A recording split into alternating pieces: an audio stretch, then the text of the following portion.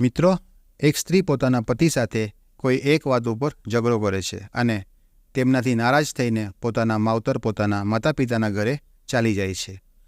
મા બાપના ઘરે આવીને કહે છે કે મેં મારા પતિનું ઘર છોડી દીધું છે, હવે હું ત્યાં પાછી જઈશ નહીં.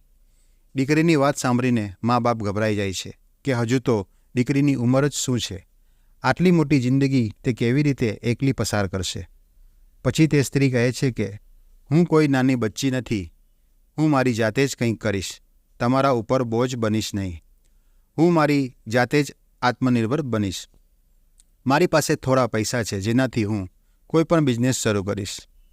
થોડા દિવસ પસાર થયા હતા અને તેના મોબાઈલ ઉપર એક મેસેજ આવે છે કે તેમને 25 લાખ રૂપિયાની લોટરી લાગી છે અને જલ્દી 25 લાખ રૂપિયા તેમના ખાતામાં ટ્રાન્સફર કરી દેવામાં આવશે. તે સ્ત્રી ખૂબ જ ખુશ થઈ જાય છે કે એક તો તેને થોડા પૈસાની પહેલેથી જમા કરીને રાખ્યા હતા અને હવે આ 25 લાખ રૂપિયાની મોટી રકમ તેની પાસે આવી રહી હતી. તે તો એકદમ ખુશ થઈ ગઈ હતી અને પછી શરૂ થાય છે આ ઘટનાની શરૂઆત. તેમને વારંવાર કહેવામાં આવે છે કે આ 25 લાખ તમારા ખાતામાં જલ્દી ટ્રાન્સફર થઈ જશે, એટલે તમારે થોડો ટેક્સ આપવો પડશે અને તેને ઘણા બધા ચાર્જ કહે છે. શરૂઆતમાં તો 750 રૂપિયા તેમને ટ્રાન્સફર કરવાનું કહેવામાં આવે છે. તો તે સ્ત્રી વિચારે છે કે 750 તો કોઈ મોટી રકમ નથી અને તે તેમના જણાવેલા નંબર ઉપર ટ્રાન્સફર કરી દે છે. પછી 1200, પછી 3000, પછી 10,000 અને પછી 25,000. આવી રીતે કરતાં કરતાં તે સ્ત્રી પાસેથી જે જમાપૂંજી હતી તે બધી ચાલી જાય છે. તેના ઘરેણાં પણ વેચાઈ જાય છે અને જે તેના સંબંધીઓ હતા, જેની તેમની સાથે ઓળખાણ હતી, તેમની પાસેથી પણ થોડા પૈસા ઉધાર લઈ લે છે અને તે પણ ચાલ્યા જાય છે. બધું મિલાવીને કુલ લગભગ 7 લાખ રૂપિયા તે તેમને આપી દે છે. 7 લાખ રૂપિયા આપ્યા પછી તેને સમજ આવે છે, પરંતુ હવે તેની પાસે રડવા અને ભીખ માંગવા સિવાય કશું જ બચતું નથી. અને મિત્રો, આ વાત અહીં પૂરી થતી નથી. જ્યાં સુધી તે સ્ત્રી તેમને બરાબર પૈસા આપતી હતી ત્યાં સુધી તેમને ફોન ઉપર વાત થતી અને હવે તે ફોન ઉપર તેમની સામે રડતી અને આજીજી કરતી અને કહેતી કે મારી આગળ પાછળ કોઈ નથી. મારી જિંદગીભરની કમાઈ જે મારા પતિ પાસેથી મેં 10, 20, 100, 200 રૂપિયા જમા કર્યા હતા તે પણ હું બધા તમને આપી ચૂકી છું. મારી પાસે હવે કંઈ બચ્યું નથી. હું મારા પતિને ઝઘડો કરી અને મારા મા બાપના ઘરે આવી ગઈ છું, એટલે તમે મને મારા પૈસા પાછી આપી દો. તમને ભગવાનની કસમ છે, તમે જે કહેશો હું તે કરવા માટે તૈયાર છું. હવે હું કોઈ કામની રહી નથી, હું બરબાદ થઈ ચૂકી છું. તમે મારા પૈસા મને પાછા આપી દો. મિત્રો, દુનિયામાં આવા જાનવર ઇન્સાનો હોય છે કે જે કોઈની મજબૂરીનો કેવી રીતે ફાયદો ઉઠાવે છે. કદાચ તેઓને આની જ ટ્રેનિંગ મળી હોય છે કે કોઈના આંસુ જોઈને પીગળવાનું નહીં. જ્યારે તે લોકો જોઈ છે કે કોઈ સ્ત્રી તેમના પૈસા પાછા મેળવવા માટે તેમની સામે બેબસ, લાચાર અને રડી રહી છે, ત્યારે તે લોકો તેને કહે છે કે મેડમ, ઠીક છે, અમે તમારા પૈસા પાછા આપી દઈશું. એક પાઈ તમને પાછી આપી દઈશું. અમારી પાસે કંઈ પણ રાખશું નહીં, પણ એક શરત છે કે અમે તમને જોવા માંગીએ છીએ. તો તે સ્ત્રી કહે છે કે કઈ રીતે જોવા માંગો છો? તો તેઓ કહે છે કે તમે બાથરૂમમાં જાઓ અને તમારી ન્યૂડ વિડીયો બનાવીને મને સેન્ડ કરી દો. બિલકુલ શરીર ઉપર એક પણ કપડું હોવું જોઈએ નહીં. મિત્રો, તે સ્ત્રીની તો બુદ્ધિ જ ભ્રષ્ટ થઈ ગઈ હતી. હજુ પણ તે સમજી શકતી હતી નહીં કે તેમની સાથે શું થવા જઈ રહ્યું છે, કે આગળ તેની સાથે શું થશે.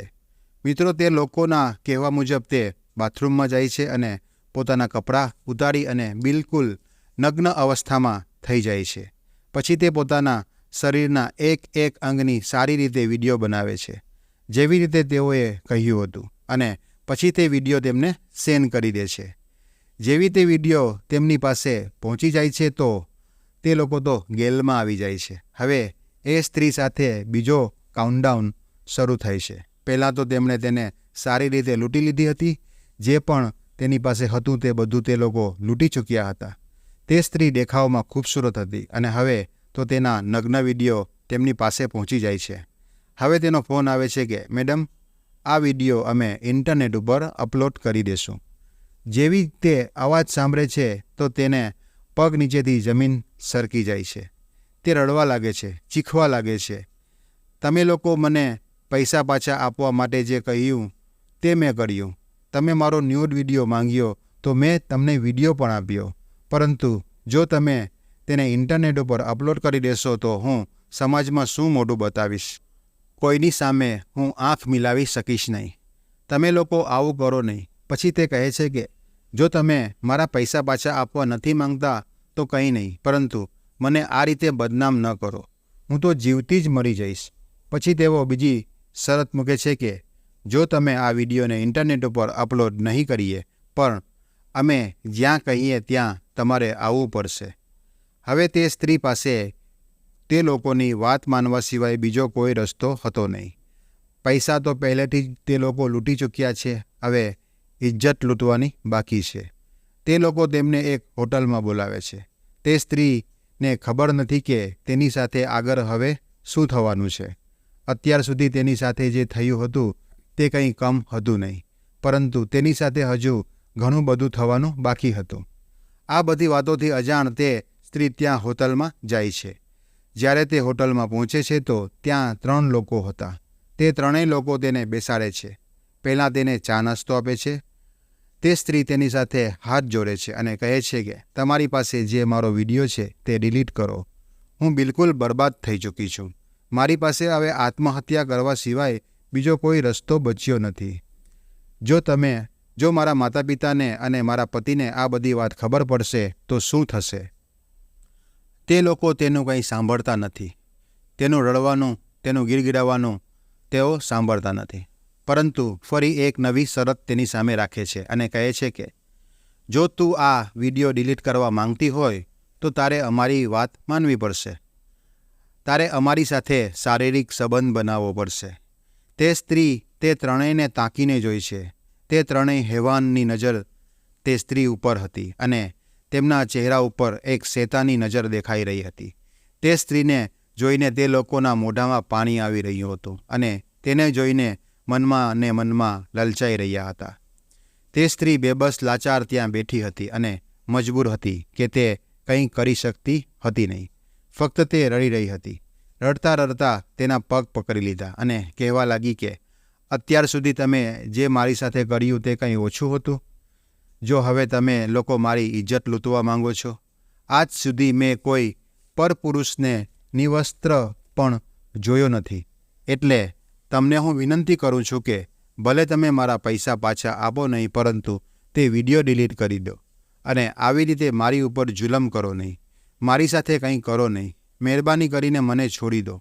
પરંતુ તે અહેવાનો ઉપર તેમની વાતનો કોઈ જ અસર થતો નથી. મિત્રો, જે હવસના પૂજારી હોય છે ને, તેમની આગળ આ બધી વાતો અર્થહીન લાગે છે.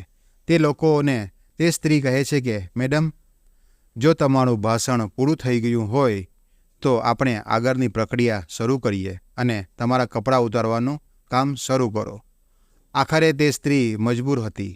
કંઈ કરી શકે તેમ હતી નહીં. તેમના કહેવા મુજબ પોતાના કપડાં તેમની સામે ઉતારી દીધા. તે સ્ત્રીની આંખોમાં બેબસી, લાચારી અને મજબૂરી હતી અને તેના આંસુ વહી રહ્યા હતા. વારંવાર તે કહી રહી હતી કે હું મજબૂર છું. તમે લોકો મારી સાથે જે ઈચ્છો તે કરી શકો છો, પરંતુ આજ દિવસ સુધી મેં મારા પતિ સિવાય કોઈની સામે મારા કપડાં ઉતાર્યા નથી. પછી તે ત્રણેય એક પછી એક પોતાની હવસ મિટાવવા લાગે છે. લગભગ 4 કલાક તેને તે હોટલના રૂમમાં રાખે છે. તે હવસખોરોએ તે સ્ત્રી સાથે 2 વખત પોતાની હવસની પ્યાસ બુઝાવી અને પછી તેને તેના ઘરે મોકલી દે છે. હવે તે લોકોનું બસ આ એક જ કામ થઈ જાય છે. લગભગ જ્યારે તે લોકોનું મન થતું ત્યારે તે સ્ત્રીને તે લોકો બોલાવતા. પછી તો આ ક્રમ ચાલતો રહ્યો અને તે સ્ત્રીને જ્યારે પાછી ઘરે મોકલતા ત્યારે એટલું જ કહેતા કે ફિકર કરો નહીં, બસ થોડા જ દિવસો તારી સાથે મોજ મસ્તી કરશું. તેના પછી તારો વિડીયો પણ ડિલીટ કરી દઈશું અને તને તારા પૈસા પણ પાછા આપી દઈશું. પરંતુ લગાતાર તે હેવાનોએ 3 મહિના સુધી તે સ્ત્રીનું શોષણ કર્યું. તે દરમિયાન ના તો તેણે વિડીયો ડિલીટ કર્યો કે ના તો તેને પૈસા પાછા આપ્યા. ફક્ત તેની સાથે શારીરિક સંબંધ જ બનાવતા હતા. જ્યારે પણ તેને બોલાવતા 2 દિવસ પછી, 3 દિવસ પછી કે 5 દિવસ પછી, દરેક વખતે એક નવો પુરુષ તેમની સાથે રહેતો. એટલે કે પહેલાં જે 3 પુરુષો હતા, હવે તેમાંથી 2 કે 1 તો રહેતો, પણ બીજા 2 નવા પુરુષ રહેતા. આવી રીતે દરેક વખતે તેની સાથે નવા પુરુષો, નવા લોકો તેની સાથે શારીરિક સંબંધ બનાવતા. તે સ્ત્રી લાચાર, મજબૂર હતી. તેની ઉપર થતા અત્યાચાર સહન કરતી અને ઘરે જતી. આખરે જ્યારે 3 મહિના થઈ ગયા તો તે સ્ત્રી વિચારે છે કે આવી રીતે જિંદગી કેમ ચાલશે? આમ તો આ લોકો જિંદગીભર મારો પીછો છોડશે નહીં. ત્યાં સુધી હું આવી રીતે ઘૂંટાઈને જિંદગી જીવીશ. તે સ્ત્રીને ડરીને લગભગ 100થી વધારે પુરુષો સાથે સંબંધ બનાવી લીધો હતો. જેટલી વાર પણ તે ત્યાં ગઈ હતી, એટલે કે 2.5થી 3 મહિનામાં દર બીજા અથવા ત્રીજા દિવસે તે લોકો તેને બોલાવતા અને દર વખતે 2 નવા પુરુષો જ હોતા. આવી રીતે 100થી પણ વધારે લોકો સાથે તેણે સંબંધ બનાવી લીધો હતો. હવે જ્યારે તેની આંખ ખુલે છે તો એક દ્રઢ નિશ્ચય કરે છે, પોતાની જાતને તૈયાર કરે છે અને વિચારે છે કે હવે ચાહે જે પણ થાય, કોઈ પણ પરિસ્થિતિ આવે, બદનામી થાય કે પછી મારે આત્મહત્યા કરવી પડે, પરંતુ હું તે લોકોને ડટીને સામનો કરીશ. પછી તે પાસના જ એક પોલીસ સ્ટેશને પહોંચી જાય છે. ત્યાં જઈને રિપોર્ટ લખાવે છે. પોલીસવાળા પહેલાં તો તેની રિપોર્ટ બનાવટી સમજે છે, પરંતુ જ્યારે તે કહે છે કે સાહેબ, મારી પાસે તેમનો નંબર છે, જ્યારે મને તે લોકો ફોન કરીને હોટલમાં બોલાવશે તો હું જઈશ, તો તમે પણ મારી પાછળ આવી શકો છો. જ્યારે તે લોકો એકાંતમાં રૂમમાં મારી સાથે બળજબરી કરશે ત્યારે તમે છાપો મારશો અને તે લોકોને ગિરફ્તાર કરજો. પછી ત્યારે પોલીસવાળાની આંખો ખુલે છે અને તેમને લાગે છે કે ખરેખર આ સ્ત્રી સાચું બોલી રહી છે અને તેમની વાતમાં સત્યતા છે.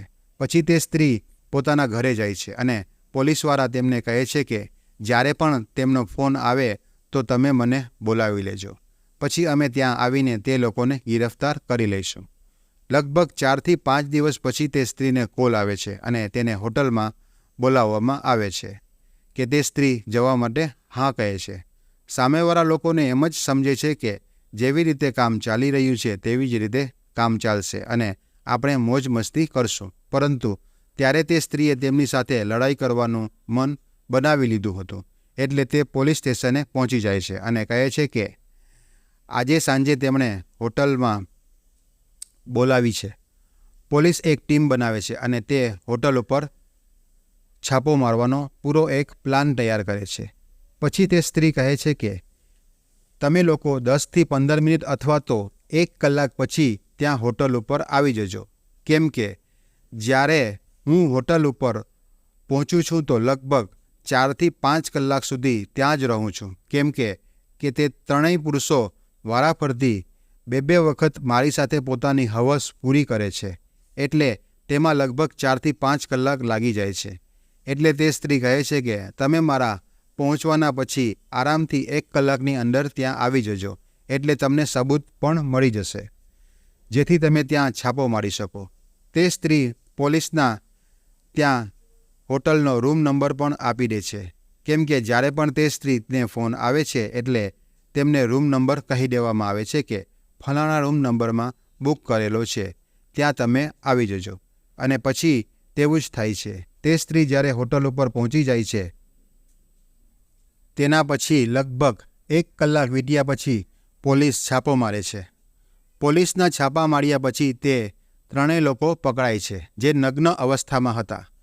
તે સ્ત્રી પણ નગ્ન અવસ્થામાં જ હતી. કેમ કે તેને પહેલાં જ કહ્યું હતું કે તમે એ ટાઈમ પર છાપો મારશો જેથી તમને સબૂતની સાથે તે લોકોને પકડી શકો. તે 3 પકડ્યા પછી પોલીસ સ્ટેશને લઈ જવામાં આવે છે, જ્યાં તેમની સારી રીતે ધોલાઈ કરવામાં આવે છે. પછી તેમને રિમાન્ડ ઉપર લઈ જવાય છે, જ્યાં તે લોકો બધી હકીકત જણાવી દે છે અને કહે છે કે અમારું નેટવર્ક નાનું નથી, ખૂબ જ મોટું નેટવર્ક છે.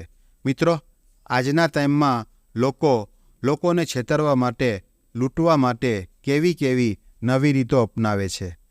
મિત્રો, અત્યારના ટાઈમમાં જેવી રીતે મોબાઈલ ઉપર મેસેજ આવે છે કે ફલાણા તરફથી તમને લોટરી લાગી છે કે કોણ બનેગા કરોડપતિમાં તમે વિનર બન્યા છો, તમે 25 લાખ રૂપિયા જીત્યા છો, મિત્રો, દુનિયા ખૂબ જ મોટી છે, પરંતુ બધા લોકો જાગૃત નથી. મારા અને તમારા જેવા લોકોને રોજના આવા લોકો તેમની સાથે ફ્રોડ કરી અને પોતાનો શિકાર બનાવે છે. અને કેટલાય લોકો 25 લાખની લાલચમાં આવી અને પોતાની જિંદગીભરની કમાણી, પોતાની ખૂન પસીનાએથી કમાયેલી કમાણી તે લોકો પાસે લૂંટાવી દે છે. આ સ્ત્રીનો કિસ્સો પણ એક કિસ્સો નથી.